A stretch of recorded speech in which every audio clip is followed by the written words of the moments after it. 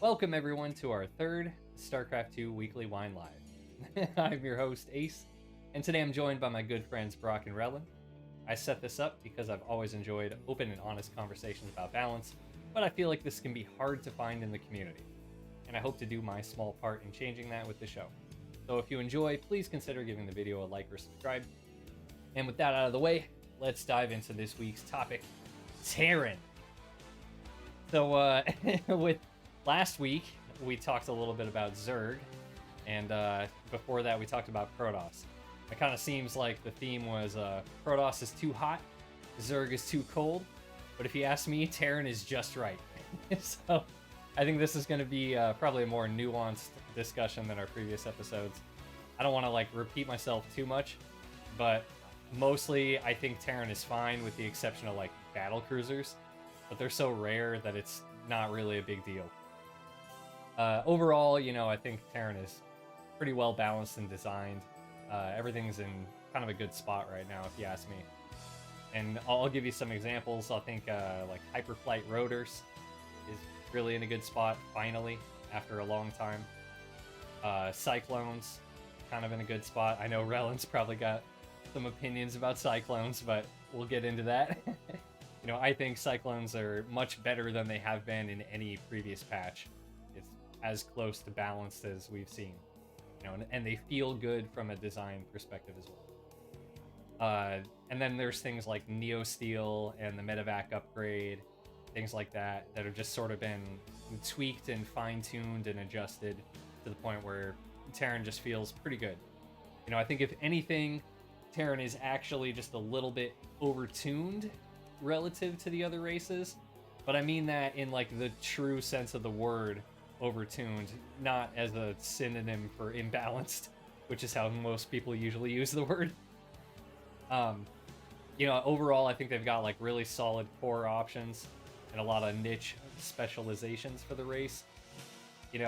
Just feels super well rounded, which I think is in strong contrast to how they were at the start of Legacy of the Void. That's kind of my intro, and I'll throw this to you guys if you have any disagreements. I know Relin probably wants to hop in on that Cyclone comment. What do you guys think about the spot that Terran's in right now?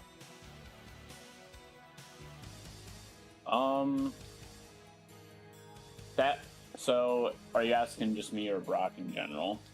Just both of you guys in general. What do you guys think?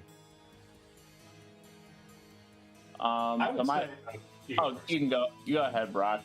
I'm more scattered. I would say overall, I do feel like Terran's in a pretty solid, consistent place. Yeah, you can nitpick a few things and stuff like that, but I feel like overall, it's hard to complain about it because, I think I'll just leave it. I feel like it's harder to complain about Terran than the other two races for sure. So yeah. Sure, I can see that. Relin, you have any thoughts? Overall, just surface level about Terran? On a generalized, how their, macro mechanics are set up, how the race, plays out in the game, I feel like it's very stabilized compared to the other two. It's very... if you look at examples, ZVT's TVZ, it's a very, I think, fluid matchup. It's very polarizing. You can argue that the better player usually wins in these matchups. And I think we've had a conversation about this before. I like how Terran has it's how you described a Swiss Army knife. It always has a unit or a style that can be played with it. You can make the argument that when you compare it to Protoss, it's slightly weak, but I mean that would be a conversation, I guess, for a potentially another day if you didn't want to talk about Protoss. We can get into TVP specifically because I think that's kind of a hot topic, but I was planning to do that a little bit later.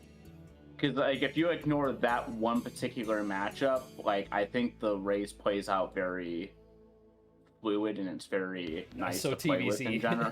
Basically. Yeah.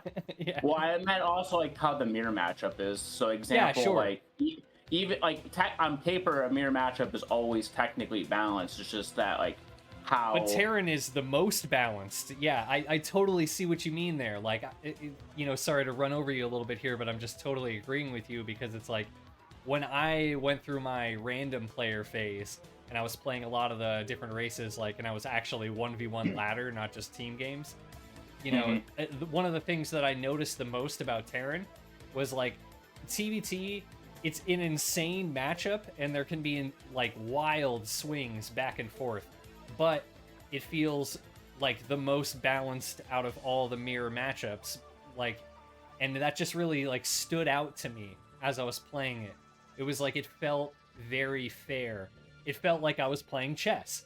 You know what I mean? It was like very chess-like in how, I don't know, just like a lot of positional play and like tactical play and things like that. So it's like you really get like a well-rounded like. So like, all the different skills that are required from StarCraft and make you a good StarCraft player, like you need all of them to be good at TVT. You know what I mean? Yeah, I was gonna add on to that. So like all the mirror matchups to some degree have some level of randomness because of like how the build orders can be played on. I'm sure like you guys would agree with this, that like you can do like, or even in PvP or ZVZ, you can play like a greedy version of an opening versus like a more passive, like defensive, like opening that's like very similar to what your opponent can be doing. So like if you exclude that just RNG in the beginning of the game, I would probably say that from my personal experience playing like the 3 races, like at certain times, like I have a particular disdain for like PvP in general because of like how RNG can feel at the same time.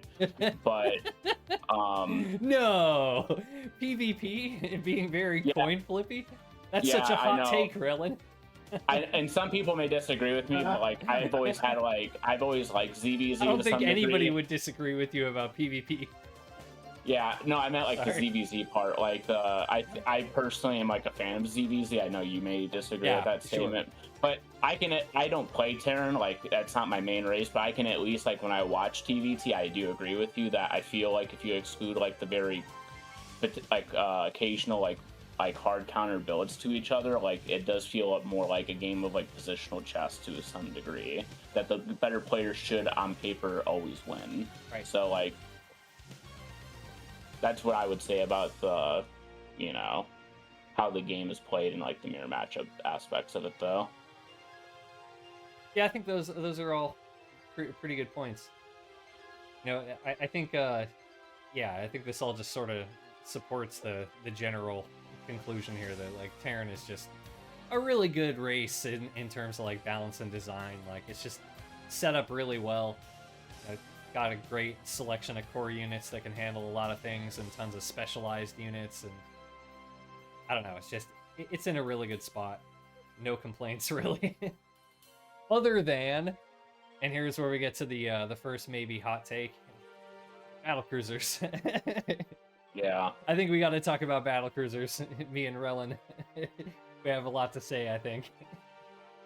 Yeah, and I will admit, I don't play this game like super regularly anymore, so like I don't know like all the balance changes off the top of my head per se, but I will say that at least when I played it, battlecruisers were arguably like one of the more obnoxious units possible in the game. Yeah. Yeah. I mean, to try to summarize the issues with battlecruisers, because we've talked it to death just with us, you know. So we kind of know each other's opinions on this, but, you know, I think there's kind of, I guess you could break down into like 2 or 3 core issues with the battlecruiser, and specifically tactical jump. Like, I think the idea of giving the battlecruiser a rework like wasn't necessarily a bad idea, but I think the issue is when we have like tactical jump and Yamato, and it's such a high health unit, and it flies, and it can be repaired. Like, when you combine all of that stuff, like, we kind of get a problem. And it's, like, a design issue from my standpoint. Like, the reason why I have an issue with this is the same sort of reason why I have an issue with energy recharge. Just as a concept. I think it's kind of an issue for the game. Because, like, you know, the interaction that Relin always likes to point out and all outline here is Yamato and tactical jump versus corruptors. And once you get to a certain point where the battlecruisers have like enough armor and they have enough battlecruisers that they can just one-shot a ton of your corruptors and then tactical jump out, like then it basically becomes an unwinnable scenario for Zerg. Because it's like, how am I supposed to trade against something that can instantly kill like half my army and then teleport away and then repair itself for a fraction of the cost? Like, that does not seem like there's a winnable scenario once you get to that point. And that just doesn't feel right. Like, unkillable armies should not exist in StarCraft. There should always be a way that you can dismantle like even the most sophisticated army, if you ask me. So I think that's probably the main issue with it. I have some other issues with like how early it's available. That's a little bit hard to get around because, you don't want Terran to feel like the battlecruiser is gated behind so many, hoops that they have to jump through that it's not worth getting, because you want them to get it late game, right? But you also, like, have to keep in mind how early the Terran unlocks Starport and, like, how insanely fast they can get it out, because that really kind of leads to some weird builds, And I should also mention, I got Masters when the Battlecruiser patch happened. Like, I was already kind of, like, on the road to Masters and very close. Like, I was sort of on the edge. And then the Battlecruiser patch happened, and I already had the perfect counter build for it in my back pocket, which was Railgun's 3-roach into fast Corruptor build. So I just did that every game versus Terran, and because, like, probably 2/3 of all Terran players were opening Battlecruiser every game, it was just a free win for me. So that kind of catapulted my MMR forward, and so I'm bringing that up not to brag, but to say, like, my opinion on this is not because I'm salty about losing games to it, Like, I can beat it very easily. It just feels like it doesn't really belong in the game.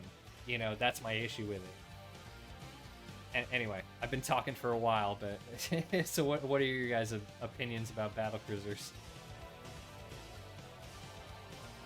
I can go first if you want, or I can go first. I'm not. I can go first. I mean, it's interesting because, like, as a Protoss, it's the battlecruiser cheese isn't as much of an issue because we have better anti-air with stalkers, and blink is such a prevalent upgrade. And shield batteries already are probably in your base anyways, because why wouldn't they? But that's only like half of what you mentioned. The other half is like when if the Terran's able to mass them, yeah, they're absolutely insane because Protoss doesn't care about them in the same sort of way that Zerg does when there's only a few of them. But once there's like 6, 8 plus battlecruisers, it's even harder for Protoss to actually deal with it, in my opinion, than it is Zerg. You might be right. And you guys might disagree with that, but at least that's my opinion on it. And at that point, it's like, well, cool. There's literally like nothing there. And yeah, there's always the argument of, well, why'd you let them mass the unit in the first place? Blah. But I mean, that's not even the problem, though. Like, I understand why people say that, but it's like, that's not the situation that we're talking about. Like, we're talking about situations where we're like both on even economy and we have even bases and we're both like spending our money well, and they just built an unkillable army and I don't have a way to take it apart. You know what I mean? Like, it's just the composition is unbeatable. Like, that's the issue. It's like once they get to like +2 armor and, like you said, like 6, 8 battlecruisers, it feels like it's just not a fightable army anymore. And that was like kind of the problem. Like, Protoss still kind of has this problem a little bit with their endgame like carrier High Templar Archon army, but like it's not as bad as it used to be, and it feels like the battlecruiser thing, like, it's so hard for Terran to get to that it's super rare, but when they do get to it, it doesn't feel like this should be in the game. You know what I mean? Like, call me nuts, but I don't think unkillable armies should be in StarCraft. I also will preface it that when Protoss gets to that like late game death ball, that's a mix of like 3 to 6 units, as opposed to here's one unit. Yeah. So like, I will say like, it's very different when you have like a mix of units that together are unkillable versus one unit. I just have enough of it, you don't get to do anything. Bye. Well, I don't know. I would say that's very different. I guess I have to push back on that a little bit. Like, not too much, but like a little bit, because like what you're saying is correct in that the battlecruiser is like a much stronger portion of, or it's a much larger portion of that overall army strength than it is for Protoss with the carrier. But if you do look at like battlecruiser games, like they do use supporting units, like they kind of have to. You know, like versus Zerg especially, like their two favorites are the Raven for anti-armor missile and Widow Mines because they can bait your Corruptors into them and they know your Corruptors are going to be clumping because you're going to be focus firing battlecruisers. So well, yeah. Like they do use them, but like it's also kind of like a win more move at that point. Like they're already winning with the battlecruiser army. But like, if I have pure carrier versus a Zerg, they just mass Corruptors and the carriers will die, assuming upgrades are at least similar kind of thing. Like, you can't do that. Whereas if it's like pure 3/3 battlecruisers, like you're probably gonna win. It's just a lot harder to get there. Yes. For sure, yeah. So I was gonna make the joke when Brock said the pure BC come at me, bro. I was like, well, you know, you're in trouble when they actually make units to complement the BCs, because I'm not being sarcastic. Ravens are probably the like least used in my opinion. Like that's just like my personal experience playing against BCs. They're like the least used of the three. The Widow Mine's probably like the second most common, but I'd say like when I face like a player that's like massing BCs and I see Ghost with it, I'm immediately like, oh, well, the game's over. Like, because the whole point, like the second you are like seeing mass BC, the only units you can really make are like infestors, corruptors, and queens, and like things that can actually hit the BC, and then like they come out with like, you know, 6 ghosts and they just start EMPing like all my stuff and like sniping the like corruptors. I'm like, as if my units weren't dying fast enough. Like so it's like you're in this situation where you're like, oh fuck, this is bad, but I can still see a path to victory as long as he doesn't make these units. And then you see those units and you're like, fuck. So like that's like my technically on paper, I've always said that, like, if you're facing off against a pure BC player, they can make mistakes that can lead you to a win, but when they complement the units with the like Ghost, it's like much, because example, if like someone makes carriers and I mass corruptors and then they make High Templar, I can still see a path to victory. I can be like, oh, I can make like Ling Bane or like Ultralisk to try to like get to the High Templar, or like Lurkers with like a flanking maneuver. But like when I face off against the BC player and I see Ghost, there's really nothing in my head being like, well, maybe if I get like a 360 degrees surround and the guy like his like keyboard dies, maybe I can get something going. But like that was just like a side like tangent to like what you guys were talking about. But like I do agree with what Ace was talking about earlier with like, I don't necessarily think it's the teleport in and of itself, although you guys have heard me talk about this before. I don't like any teleport in the game at all, whether it's Nidus, whether it's a tactical jump, or if it's a recall. I hate every single one of them. I don't think they should be in the game, but like ignoring that, I don't think it's the TP in and of itself that makes it broken. It's just the Yamato plus the teleport. And I think from like, so example, I've like tried to talk to like other Terrans like this in the past, and a lot of them will argue that like if you let them get to that stage of the game, it's your fault, or like it's really hard to get to that stage of the game.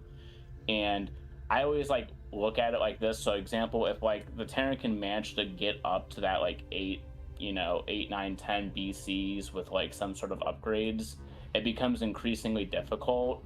But then if the Zerg like notices that the BCs are being masked, and let's say they do something similar to Ace's like 3 roach build or something, like railguns build, they start countering the BCs really fast.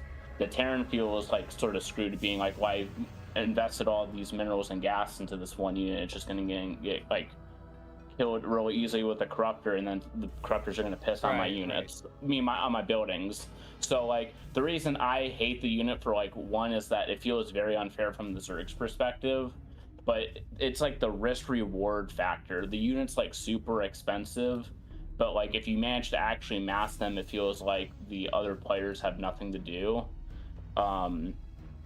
To what Brock said earlier, I kind of he said that Protosses have like a harder time dealing with BCs. I would argue that Zerg probably has a slightly harder time, but that's only because the Tempest exists. Yeah, I was thinking about that. That was the one unit that was coming to my mind.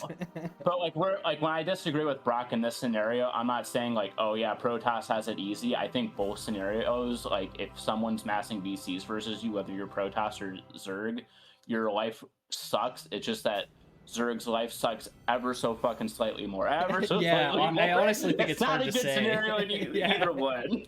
So the other reason I say that is that I'm not sure, like, once again, I haven't played this game like super hard, and I haven't like dedicated my life to it in like some years, but from my understanding, and I could be wrong about this, you guys can correct me, one of the reasons that BCs are like really obnoxious, and they did change this when I was playing the game, is that certain aspects of how Yamato actually functions and how it targets units is like kind of weird. So example, when I played the game, if BC were to target a queen and the queen either burrowed or it went into like an overlord like drop reward, or if it went into a night swarm where it could no longer be targeted, it would refund the Yamato back to the BC. I think they changed this, I could be wrong, but I honestly don't know. Yeah, so example, like that was something that when I played with, I'd be like, oh, like someone told me, it's like, okay, get like burrow, and they're like, yeah, like get burrow, and then like burrow your queens, and then like it'll like stop them from like being able to like kill, like one shot your queens. Now like you can like maybe like, because example, if your queens don't die, like you can like start to stack them a little bit, and it doesn't snowball as like worse into your favor, being against you as fast. But like when they refund the Yamato immediately, it doesn't really make a difference. And the other thing that's like, and this is probably like the worst thing that I've ever like had, is that at one of the balance stages, like one of the balance patches, they made it where Neuroparasite doesn't interrupt the Yamato, which is like the worst thing that they possibly did when I was playing the game. I'm looking at it now. So last changes to the battlecruiser were 2019. And what did they do? They made tactical jump, stun the battlecruiser, and put it into 1 second vulnerability phase before it teleports. I remember that change. That was a good change. Yeah. Tactical jump may not be canceled during the vulnerability phase. And here's the one you're probably thinking of. Yamato cannon will no longer cancel itself if a target enters a transport or becomes cloaked or burrowed. Instead, it misses and it goes on cooldown. Yeah, so that was one of them, but there was a stage where that didn't apply, and they also so before this is the period you're talking about. Yeah, there's like technically the BC is still like, to me, a very like not good unit, is like me trying to put it lightly. But there was a stage for a couple years where awful. Yeah, it was even worse. So like, you can even, so example, they would refund the Yamato if they missed, which is like defeats the whole purpose. Like we're trying to play a game where I'm like trying to have them miss. Okay. And then they get the refunded of the Yamato back, which defeats the whole purpose of it. And then also Neuroparasite in the current form, which is still existing, which is still a problem. The tentacle has to hit the BC before the Yamato is beginning to be casted, like when it's charging up. Otherwise, if I hit my Neuroparasite first and the tentacle starts to reach and then they hit the Yamato on the infestor, as long as they had detection, for example, they have the scan, which they have like global scan, like detection late game. If they scan the infestor and the tentacle is going for it, the Yamato will shoot the infestor even when it's being mind controlled in the current form. No, I can see that So- right here.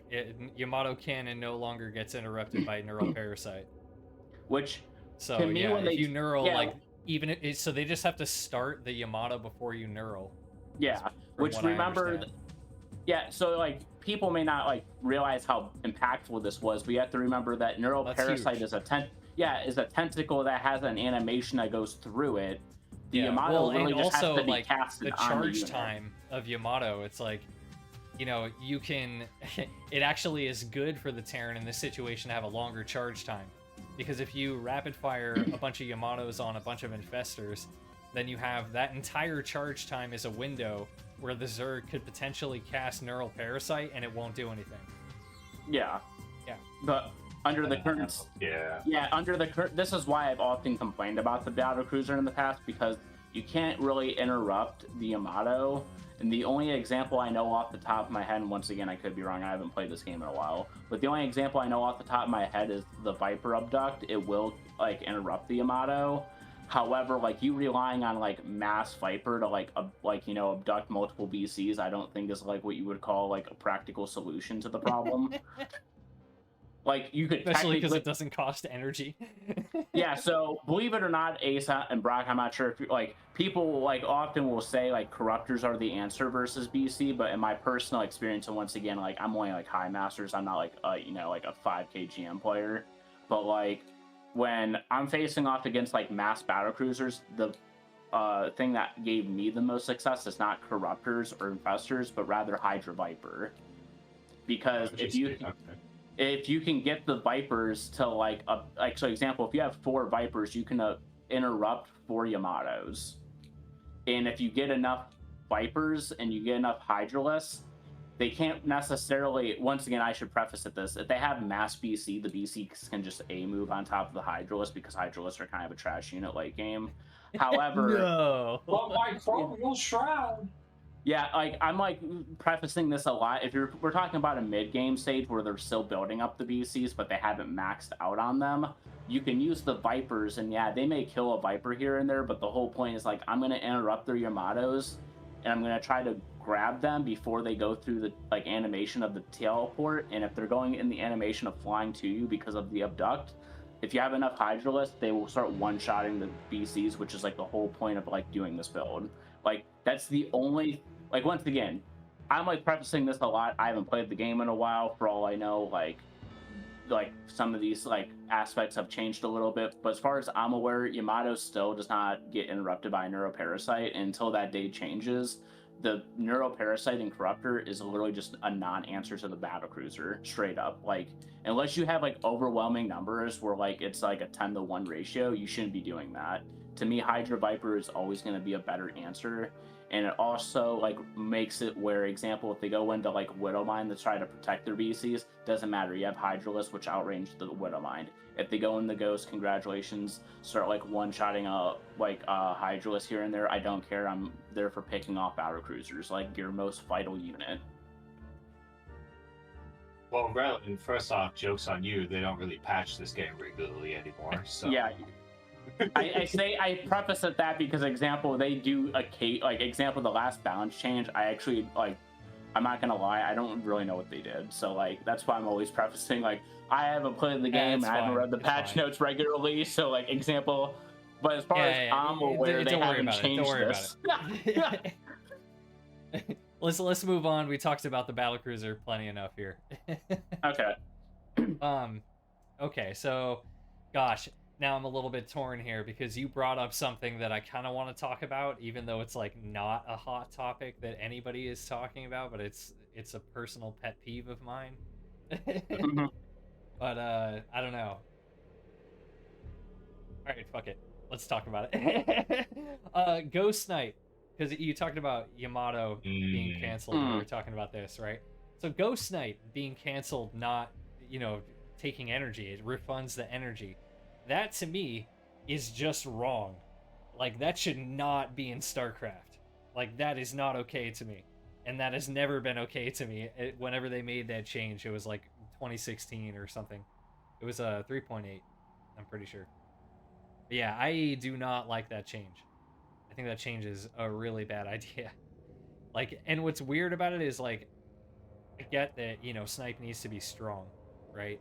But at the same time, it's like, why are we refunding energy? Like, what is the point of having energy if it gets refunded? Like, that doesn't make any sense to me, you know? It's like, why does it take energy then? Like, this is such a weird ability, the way it's set up right now. I don't know. This feels like something that, it's like, it could be an ability that doesn't take energy, right? But then it's like, again, and this is why the battle cruiser, when they took away the energy there, that also feels weird to me, because it's like, why are we introducing all these inconsistent, like, weird niche exceptions, right? Where like the only abilities that don't take energy in the game are like stim and burrow and like load and unload from transport. I can't really think of a whole lot else, right? Well, are you talking like I guess blink. Blink? Well, I was gonna say, Okay, like, sure. Blink? well, Ravager, Bile, like anything Bile? with like a cooldown Yeah, to there's it. a few more we can think of. Ravager Bile might be like the one exception to the rule here that I can think of. Because all the other ones, it's just sort of like a small movement thing, or changing something about the unit, like a siege, unsiege, burrow, unburrow, that kind of stuff. Yeah, Right? charge, uncharge. You can like uncharge Yeah. some pellets. Charge, sure. Yeah, charge and corrosive bile are like actually like abilities that like do something, right? Like, Well, it could be a spell, right? But well, it would be that's weird also to have it be a adds spell, merit. because then they would take energy on that unit, and it doesn't really feel like a caster unit. It's more like an army unit, right? Well, they like this is like for a lot of units that they added later in Legacy of the Void. So, example, like the earlier units, like even the Thor and like early Wings of Liberty, if you remember, That's had like right. an energy bar to it. Yeah, it had energy. But Yeah, I never even played, and I knew that. Yeah.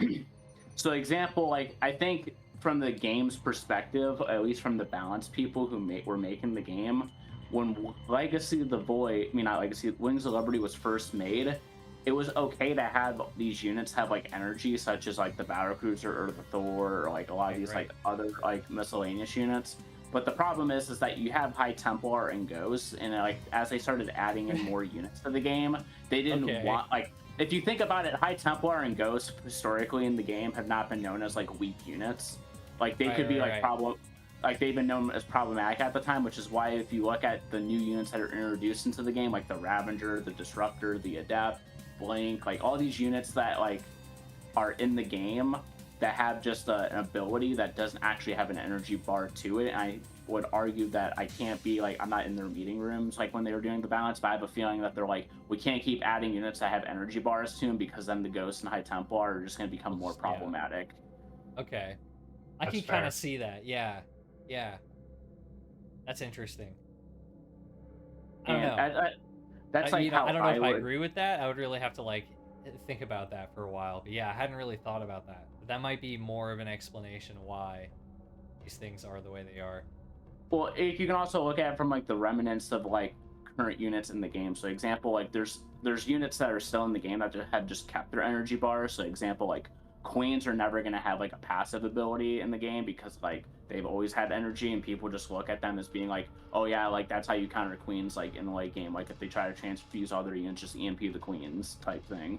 And like, or even like Banshees, like a lot of these units that have energy bars were like very much in the earlier like remnants of the game. And because I can't think of a single example of them like adding in units that have energy bars later in the game. Even like in Heart of the Swarm with like Swarm Host, that was like a passive ability too. Like they're purposely, they didn't have it like where you could be like, oh, like build up energy on the Swarm Host and like just send like a dickload of like locust at them all at one time. Like that was never an idea of theirs. Like because like once again they're looking at the unit like the game and like, because that's really the only difference. Like if you break it down, like the difference between energy and cooldown, like the only real difference there, other than you can, as far as like Starcraft balance, because they want the numbers to like usually fit like set units, like they use like 30 or what do they use, like 26 and 43 quite often for the times, other than that, like the only real difference is that when it's energy you can bank it up, so you can cast multiple spells in quick succession if you bank up energy. Whereas if it's just a cooldown based ability, you can't do that. Right? Which, by the way, I do prefer that particular cooldown mechanism in like all units except for maybe the BC, because example, if you look at units that are problematic, like with energy, like the Ghost Infester, like if you remember Infested Terran back in the day, or like Ghost Snipe in the current form, EMP, like Storm, all of these units are problematic because people just don't make one or two of them. It's because they mass like a group of them and then they use like all the snipes in like one battle and just decimate everything, or like they use ghosts and they just EMP the entire army. Right. Like just boom, gone. And like they did it with just a couple ghosts. Because why did they do it with just a couple ghosts? Because all of them banked up like energy. You had like 3 ghosts, so EMP'd the entire army. Like, but like Ravager bios are different. Like example, because it's a particular cooldown, like similar to what you said, like because you can't bank bile, you can only throw down 3 bios during a fight. God, imagine if you could. Like, yeah, that's what I mean. Oh my gosh, that would be crazy. Like, but like if you think about it, like remember, like if you remember early Legacy of the Void, remember how fast people used to get Ravengers? I remember. Yeah. I can't be in their. I'm not in their balance room. I can't predict exactly why they were doing things. But one of the reasons I said this in the past is the reason that Ravengers and all the new units, whether it was Disruptors or Ravengers, the reason they don't have energy and they have cooldowns rather is because if you can think about how Zerg would, make Ravengers really early in the game, like do like a pressure build or something, or they do like some massive all-in with like Ravengers, so they initially make Ravengers and then they like walk them across the map, or they keep them for a little bit and then walk them across the map and like flood them with lings. Imagine having like energy with the Ravager. You'd be able to throw down like an infinite amount of like bios, being like any building you have, whether it's a planetary, it's immediately going to get shot down. Like no matter what happens. With like 3 Ravagers, you could just annihilate any wall and suddenly run-bys just become way more viable. Like, yeah, or if you were to think about how obnoxious Disruptors would have been if they actually had an energy bar, where example the Protoss. Oh god, no! Stop! That's what I mean. Stop. Like, so, exactly, but like that's what I mean. Like I can't be in their balance room, but I would imagine that the reason I guess that my point really is like if we're gonna have Snipe be like a refunded energy when it fails ability, like then just stop fucking around and make it a cooldown. You know what I mean? Like, make it not take energy, make it a cooldown-based ability. Because that's what it is at that point. It just feels like very inconsistent design. And I hate inconsistent design in StarCraft. It's the worst. Like, with Viper Abduct not working on Mothership or Siege tanks. But anyway, let's move on. Because we talked enough about this, too. We can talk about... let's talk about... I don't know. Well, we can still talk about... Well, I was thinking, like, we could still technically brush on the ghost temporarily, because example, like, the refund of the ability is not bad, but I do like how they did at least nerf them, like, by adding, like, what was it, the psionic tag to them? Oh, yeah, because, right. Yeah, overall, just talking about the ghost overall, I think, actually, that's a good thing, because, there's been a lot of talk about that, but I think, like, how the ghost currently is probably one of the better states of balance for the ghost that we've had, because like early Legacy of the Void, they were awful.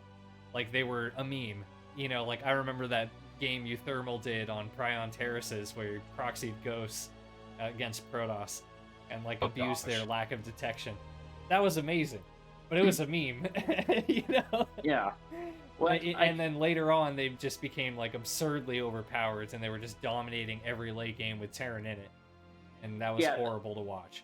So I think they're in a pretty good spot right now. So, like, that's what I was going to say. Like, the refund of the ability isn't necessarily, like, the deal breaker for me. It's the fact that it snipes detection, it EMPs all your energy units.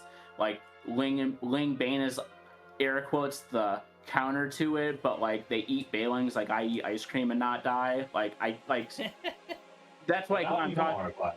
Yeah, not anymore, but, like I said, like the idea of like throwing out being like they refund the energy, I'm like, that's like the least problematic thing of the unit, to be honest. No, I wasn't talking about that as like a balance issue. But the refund energy thing is just a pet peeve of mine, where it's just inconsistent design. You know what I if mean? you're talking Like- about inconsistent design, I would agree with you. But like from a purely balanced perspective, I would say that's like arguably like the least. Oh like, yeah, like, no. when That was never a balance issue, really. 'cause I Well, complained about. I mean, it was Ghost part of the forever. issue why the Ghost was able to be so dominant in the late game, because like all the times when it like cancels or you know it gets canceled, and then they refund energy, it's like, well, you would have had to make another Ghost there. So I mean, of Yeah. course that affects how strong the unit is. But yeah, anyway, let's move on. Yeah, and I Let's talk agree. about Thors and Broodlords. How do we feel about that right now? Because that's been something that I think is important for late game ZVT, but doesn't really get too much attention on it. I think Terran has enough units that counter Broodlords. I think Thors shouldn't have the range that they do. As someone who doesn't regularly play that matchup, Preach, that's preach, keep preaching, bro. Two Zergs sitting here like, yeah, Thors should suck against Broodlords. I'm not saying they should suck, but like I'm not being like facetious when I say this. I've had like an upgrade advantage versus Thors with like other units like supporting the Thors, my Broods versus the Thors, and I still lose versus the Thors. Like it's so obnoxious. Yeah. So They just- okay, so I have to say my piece on this because I do have like, I don't know, a decent amount to say about this. First of all, let me try to bring this up on this. We can see the Thor. So like, my thing with the Thor and with the Broodlord interaction, like that bothered me when they changed that, because this is kind of complex because you know it's like really we're changing like 2 units in a bunch of different ways, but like the range interaction was really what was key. So if we're looking at like what was it, like 2016, 2018 or something? Yeah, so like they added hit mode, if I remember right, and then changed a bunch of the priority stuff, so it would prioritize air targets, and that all helped it do better versus Broodlords. And they just kept trying to make it good versus Broods, and then they increased the range at one point. Here it is, from 10 to 11, and then at the same time they were pulling back the Broodlord range, and they removed the like leash micro trick and things like that. So if for anybody who doesn't know, it used to have the Broodlord had a range of like 12 when you microed it correctly. It was not a difficult trick to pull off, but you had to know how to do it. And you know, it took attention. You know, you had to actually control it. It's not like a shift clickable interaction. You have to actually be microing it. So, you know, it took a bit of skill. And if you didn't have that, it was 10 range, if I remember right. And then they nerfed it to 9, I want to say. We're to look. I don't think it got that low. Lord here. They did nerf the range. Yeah, no, they did nerf it to 9. They nerfed it from 12 to 9. Oh, jeez.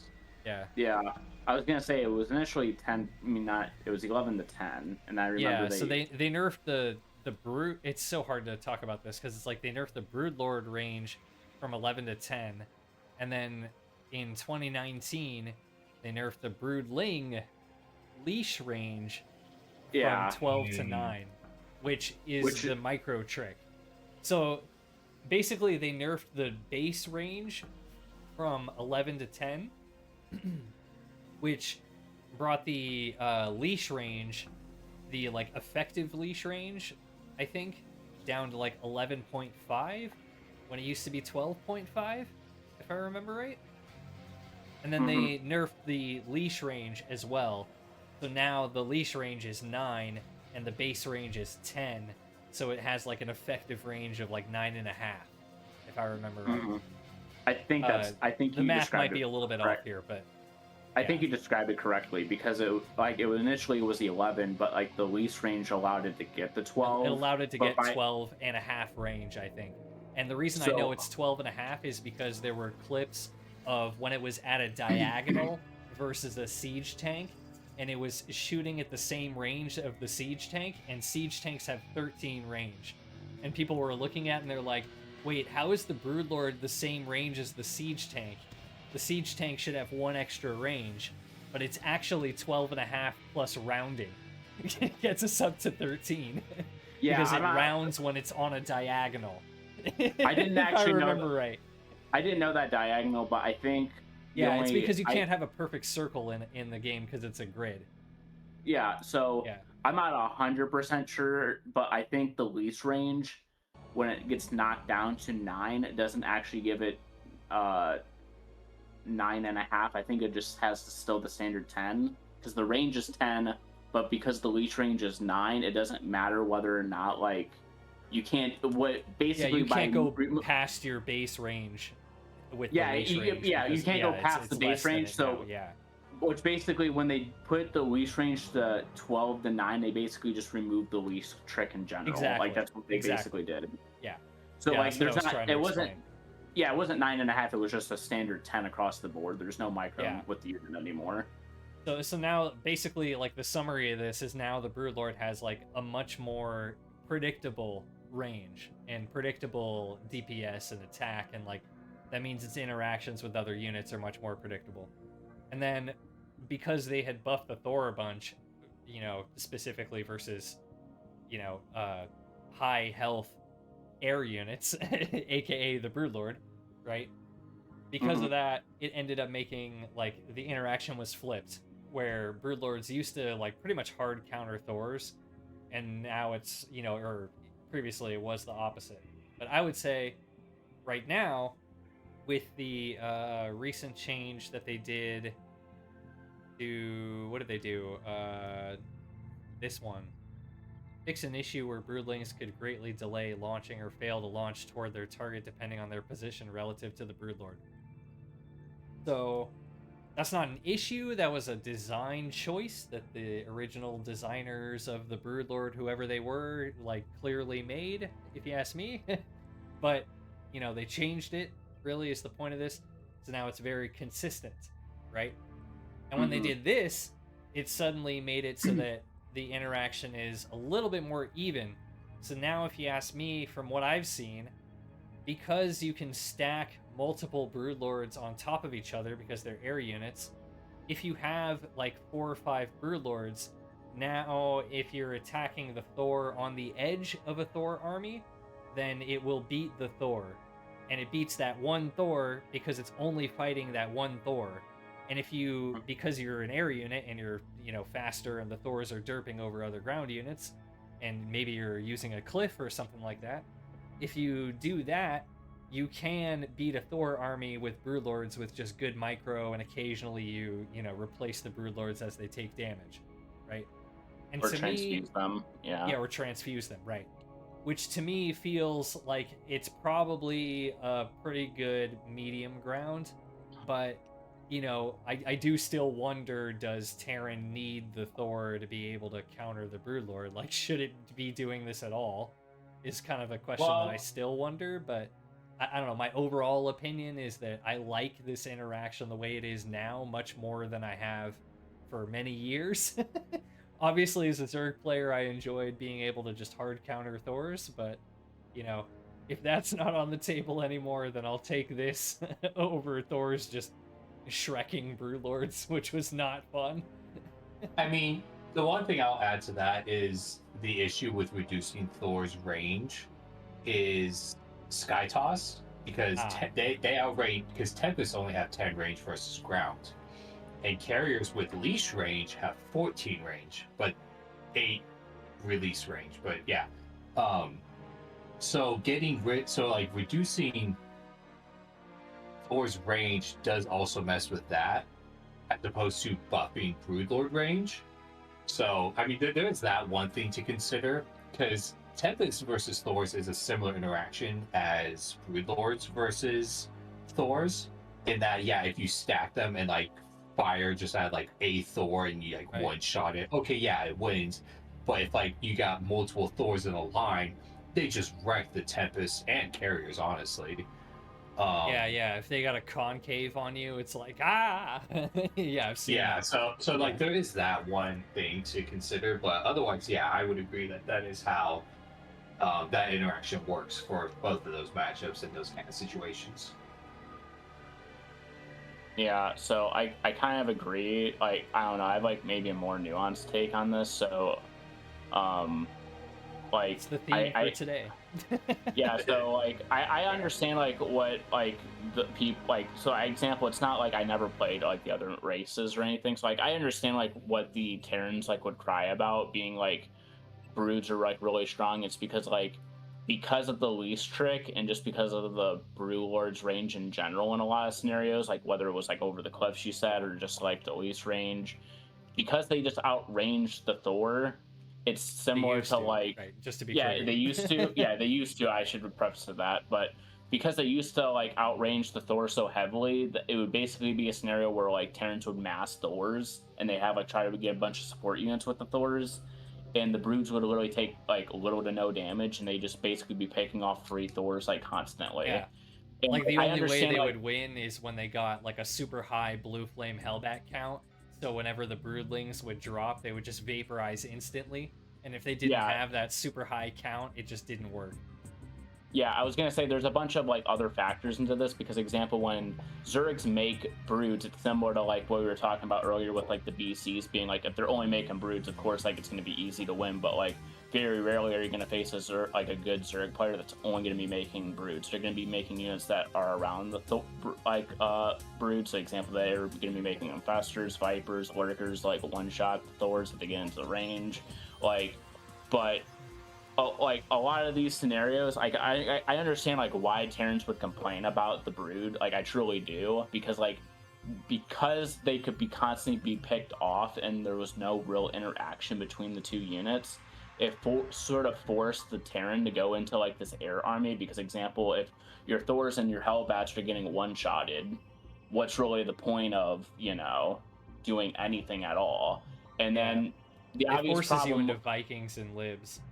exactly, and as I've you may know my opinion on this. I think Vikings are trash units, personally speaking. But Yeah. Well, like, at the if you're, time, they were fucking dog shit. And like, well, yeah, I mean, to be fair, like the Viking has always had its strength at it has good range and it does high yeah, damage, right? I'm not, So I don't know. I've always thought that the Viking like is a decent unit, right? But like it's way better than it used to be in the past. Like it's way more well-rounded. Like giving it's it like some more health and the damage versus mechanical and things like that. Like those are really smart choices.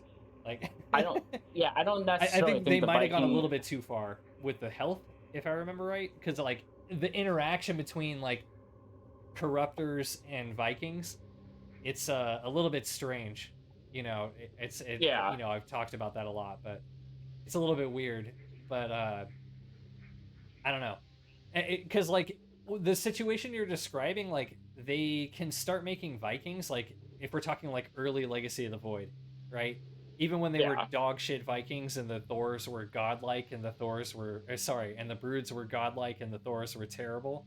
Like even in that situation, like what the Terran could do was make a bunch of Vikings and then add in some Widow Mines if they already had a factory with a reactor, or with their tech lab factory keep making Thors, right? And well, then they switch into the splash mode, and then whenever the corruptors come in to fight the Vikings, you splash them with the Widow Mines and the Thors, right? So you're just like so baiting them into your splash over and over, and because the Vikings have way longer range, like they're able to pick off the broods and like force the corruptors to fight them. So it was still possible for Terran to do it, but like, is that like the role that you want? Like it was a weird place for the Thor because it sort of felt like a unit that just like forced out other units rather than being good on its own merit. You know what I mean? so like I don't necessarily disagree with you. Like, so, like, if we're like, first of all, like the very beginning of Legacy of the Void, I would argue that the Liberator was masked in a lot of scenarios because it had the +7 instead of the +5. Yeah, Oh my yeah. God, But yeah. but ignoring that really quick, like there was a phase where that could theoretically work. I'm talking purely like on paper. If we have like two equal players, like the Zerg player in these scenarios can always make Vipers to just either like in the early Legacy of the Void they could stack the parabombs back in the day, or if you didn't even want to use parabombs, being example like like what you were saying earlier, like you fly the Vikings nearby to try to shoot because they have the range. Well, the brutes are gonna be like zoning out the ground army, generally speaking. Like I said earlier, the Vipers can just simply harpoon the Vikings into the army. Or example, if they're too clumped up, here's a parabomb or two. Like I would say, and then once you add fungal into that, the interaction definitely favored Zerg.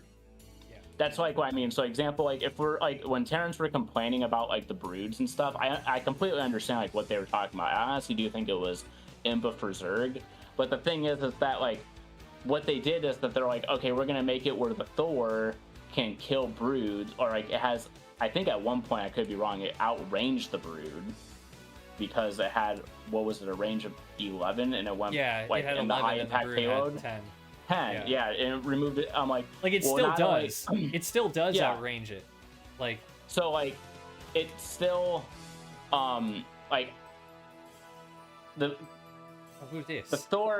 the Thor being equal, like having higher range to the brood, makes it where the broods can never run away. They cannot micro. They like the whole reason the broods countered Thor's in early Legacy of the Void is because they outranged them. By the time like you build up any amount of like broods, similar to like how you would mass like a certain like critical mass of battle cruisers, they just start to become problematic because they stack on top of each other, and the second any Thor in any direction comes anywhere near it, it's like boom, one shot. Like that's like why it was like problematic.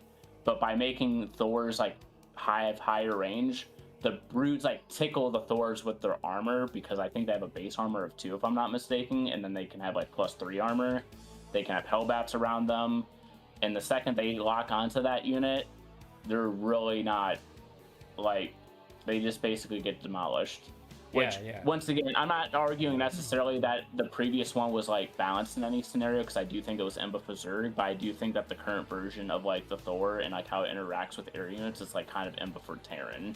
But like I don't really have like a, like you've heard me before talk about how like we could like solutions. I think it's probably in a good spot, because like you were saying earlier, like, you know, it didn't feel good for the Terran when their Thors were just demolished with no interaction. You know what I mean? Like the Broodlords show up and they just like don't even get touched. They just like from long distance just completely destroy the Thors, and the Thors can't do anything. Like that felt horrible. So the fact that like the Thor slightly outranges the Broodlord now means that you will always have some interaction. Like the Broodlord is always going to be taking some damage from the Thor when it attacks. Like I think that's probably right. You know what I mean? Like that's probably the right approach. So like I don't necessarily disagree with like what you just said on paper. I think it becomes problematic in that the broods, when they have 3-3-3-3, they're like, and like it's 3 versus like a 3-3 Thor, it's like extraordinary. Like I'm not being like, maybe it's like my Zerg bias coming in, but like when you see those interactions, it's like the Brewlings are like tickling the Thors. Yeah. So you're mostly talking about the armor. The armor for Thors. Yeah. Like broods like are very weak versus armored. Yeah, things with armor. Yeah, and that actually, no, I specifically remember. Hang on, we're talking a lot about the Thor here, but the Thor at one point it got like +2 armor base, and if I remember right, it's like if we just gave it +1, that would have made so much more sense, or something like that. Hang on, I gotta look at it, because it was like. They used to get destroyed by Zerglings, so they gave it more armor. Here it is. Armor increased from 1 to 2. I think this was a bad idea. They reverted that at some point, though. Did they? They did. Armor reduced from 2 to 1. Okay, so maybe it is how it is now is fine, but I still, even it's similar to like what I was like. Even if it's just 1, the fact that it has that base armor of 1 is doing like overtime. Like whatever it is, like when they have +3 armor, the broods already struggle with like units that have like a lot of armor. Like example, you see them like versus like even unupgraded Ultralists, they take forever to kill them. Right. And like Like when you even add that just one armor to it, the broodlings so much rely on that you're almost relying on the impact of just the brood itself. I do have to undercut your argument slightly because I know you and I know that you love ranged upgrades. But I do know that you will switch into melee like I do, later in the game because it's like, roaches are awful. You're not going to get +3 range. There's no point in that, right? So if you're gonna like ask me about this particular question, because I've coached people in the past and I've talked about this. If you're unsure about where your army's gonna be in the future, so example let's say you're going Bane, or if you're going missile, and you're unsure of where your army's going to be in the future, it's not necessarily a bad idea just to get a melee or a missile, or just change it up a little bit, because example, you may switch in the broods later in the game, or you may be oh, I'm out of gas, let me just flood them with lings or something, and you got at least adrenal glands and +1 or something instead of 0/0 lings, or 0/3 lings, which are not good. And to be honest, just to kind of wrap up our thoughts on the Thor here, to be honest, I might kind of agree that it would be better with 0 armor, because it's if you think about it, when you're making Thors, you should already be at the stage where you're getting vehicle armor upgrades, and you should also have supporting units for it. Either you have a big marine ball or you have a bunch of hellbats, and that should take care of the zerglings if you have a zergling threat, right? Zerglings would really only destroy Thors when they were Thor rushing, and they were just making pure Thor and trying to walk them across the map at you. It's well, yeah, I can just make lings and you die.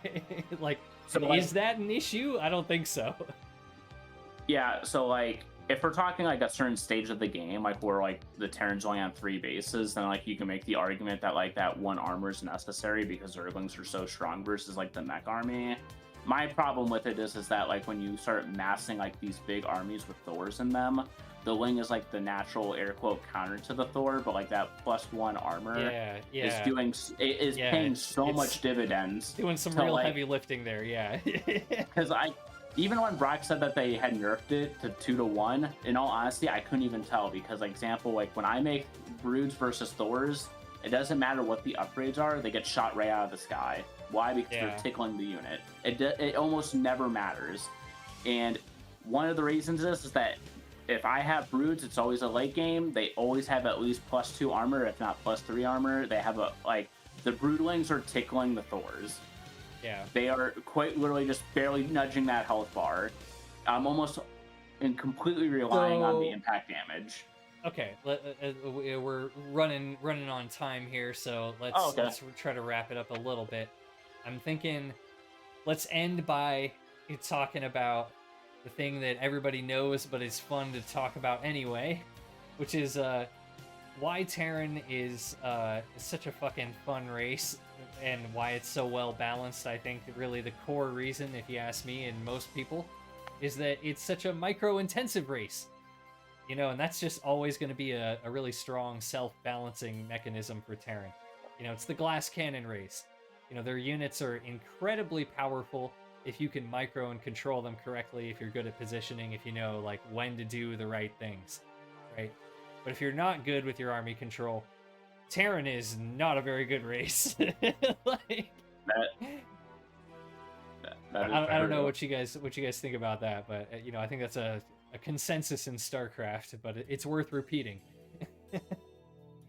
So I technically agree that if you give races how micro intensive they are on average, I would say that Zerg is probably the least micro intensive race. I don't think that's very controversial. I think Terran's the most intensive, but at the same time, you can find army compositions such as people who mass Hellbat tank Thor versus Zerg. There's almost no micro required. You really just you just move your army versus the Zerg, and then you just go up and get a glass of water, because that's how strong the units are sometimes. But against really those players, their army control is going to be terrible, so you just go swarm host, because they're not going to want to be active on the map, because that's why they're playing mech, because they're not good at army control. Yeah, so I think one of the reasons I like like what if you were like to talk about Terran, one of the reasons I like Terran, and this may seem controversial, but like they don't really tech switch that fast. So like if you look at Zerg, they'll go from like a bunch of roaches, and then like you kill the roaches, and you're like, yeah, all my tanks are awesome, and like 40 mules fly across the map, and you're like, fuck Zerg type thing. But like if you look at Terran, I think the reason it's balanced is because they have a harder time switching between because of like how their tech is with the fact like the tech labs and the reactors.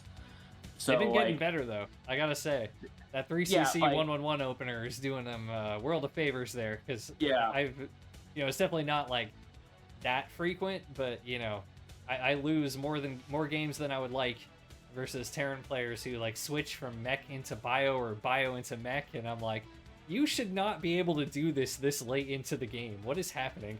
Like, what am I looking at? But like that's what I mean. So example, like it's similar like what you said, like they're a swift army knight, like army knight, they will go into a certain like set of units, and like it doesn't matter whether they're making like factory units or like barracks units or a combination of the both, or they're going into like sky Terran like with like supporting units or something.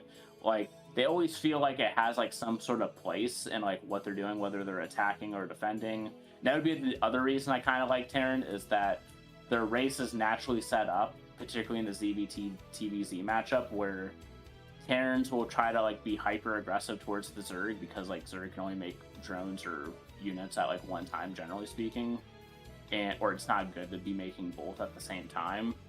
And it causes like this sort of like balancing act between the two races, where they're like, the Terran's like, I want to get as much damage done, but I also want to like safeguard my units. I just don't want to throw units away. And the Zerg's like, I just want to hit the drone button for the first 7 minutes of the game and just win the game outright. So like it causes like this nice balancing act between it. And then you also have it where you can have like the interaction between like skill-based aspects of it. So example, like when Terran's playing against Zerg, I like certain aspects of this a lot. When you're playing against Zerg, you have to sit there and ask yourself some questions during the game, being like, do I want to drop a mule right now, or do I want to throw down a scan in the middle of like between the third and the natural to try to stop the creep spread from getting out of control, which can more signal like what the Terran wants to do in the future. They may drop a scan because they're like, I'm not worried about the minerals like in the near future. I'm worried about making sure that you can't get creep threat because I may attack in the future. Because they're gearing up for a timing and they want to kill your fourth. Exactly. So like, like I do think like the risk reward in this scenario I really much like. And if you you had me on the Protoss episode, I do think Protoss is problematic. No offense, Brock, because there's not these questions.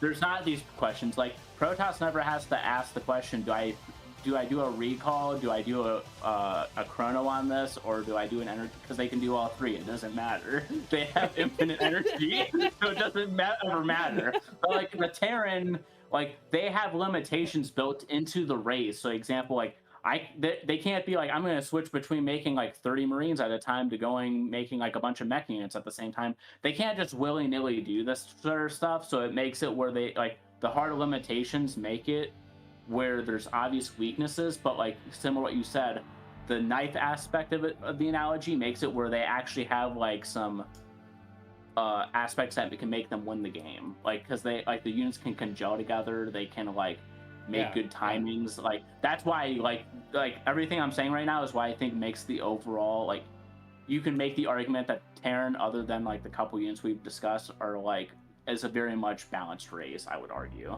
Totally.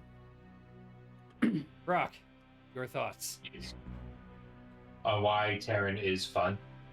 On right, on whether it just sort of the point that like that I was starting with was, I think that Terran being like a glass cannon micro-intensive race is like a self-balancing mechanism. And that's part of the reason why Terran usually feels like it's in a pretty good spot. You know what I mean? Like, even when they're strong or weak, it's like, but with enough skill, you can overcome. Yeah, just play like Maru or Clum. Just play like Maru. Just play like Beyond. Exactly. No, I would agree with that, and it is definitely very satisfying. I think when I started playing random, personally, and I realized like, oh my gosh, I can split, and actually doing splits versus like Banes, it was like, oh, I feel It's so satisfying. powerful. Yeah. Yeah. So yeah, I would agree, and it definitely, because in some ways you could say it feels bad because like, oh, I misclicked once and I lost my whole army, blah blah blah. But it's like, but it's also part of it. It's like, well, if you know you messed up, I mean, that's way different than they did something I couldn't do anything about, Right. type of thing. So yeah, overall, It's a I would huge agree, difference to lose that way. Yeah. yeah. Versus like, oh, surprise storm drop, and there was nothing I could do about it because my screen Right. wasn't looking. Or Protoss is, like if I were to try to summarize it, I've talked about this before with you guys, but like I think Terran, they're a very micro intensive race, and Protoss is a very like decision intensive race. Like the choices you make really matter and have a lot of impact, whereas with Terran the execution matters a lot and has a lot of impact. Obviously they take all of these elements, but like I think the ratio of which race takes more of each, I think it's like that. And Zerg is somewhere in the middle, which is probably why I like Zerg. No, I can completely support what you just said there. I've always said that Protoss is probably the most build order intensive race. Like, you switching up a build or like doing a different build as Protoss can definitely change your MMR, but like if you tell a Terran being like, hey, you should open up this way versus this way, their MMR is not going to really skyrocket too much. Because it's more about like what they're doing with their add-ons, like exactly how How are they're they controlling their macroing. units? Yeah, How and much then damage like do they get with their harass? Yeah. Yeah. like what, like obviously like the ratio of like what units they're making has like some sort of impact, but like Terran is the race that relies the most on getting the most value out of your units. Yeah. Compared to the other two. And this aspect alone makes it where like I've always argued that because Protoss, maybe this is just like, maybe Brock would disagree, but because Protoss has like fewer units that are like more expensive, they had been historically speaking more like focused on like a build per se compared to the other two. Yeah. It is spells Weird, and their but- build and things like that. Yeah. Yeah. Well, I think that's probably a good place for us to end. I appreciate both of you guys stopping by and sharing your thoughts as always. And Relin, I hope to have you back again someday. And Brock, it's good to have you here as always. Oh, I'll always come back if you invite me. All right. Oh no, Sergeant Duck missed. No. That's okay, buddy. Catch you next time.